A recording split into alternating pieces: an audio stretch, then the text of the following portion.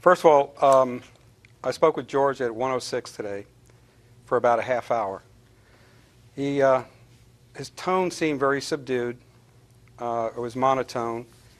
He expressed sympathy for the loss of my son again, and he went to share with me the fact that he started this website, www.therealgeorgezimmerman.com, and he wanted everybody in the media to know about that.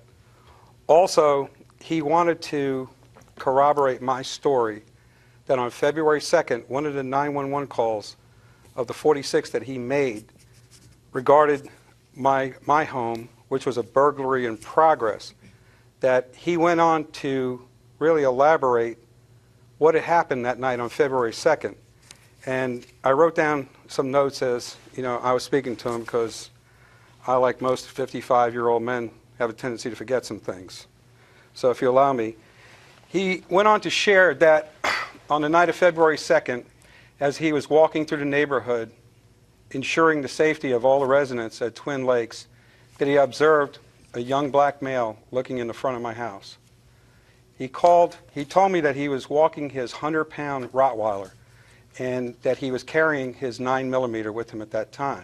Well, of course, go ahead. I just want to jump in because I want to break things down a little bit. I think the big headline tonight is that, and you've brought this up, so it's something you mentioned, George Zimmerman has started a website and he is seeking money. Now, let's just start with that a little bit because I'm sure that some of our other panelists might have something to say about it. So we're going to go out to Rolanda Watts, TV personality. She is here on set with me. What is your reaction to that, Rolanda? I think it's absurd. Absolutely absurd. Now, America is a free place. You can do what you want, but I just really think it's absurd. I'm just so outraged by it.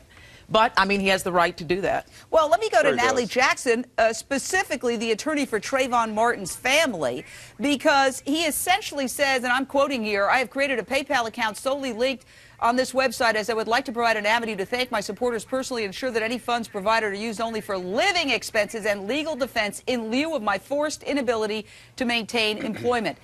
He says that he was involved in a life-altering event that has forced him to leave his home, his school, his employer, and his family, and essentially go into hiding. Your reaction to his solicitation of funds, Natalie Jackson, the attorney for Trayvon Martin's family.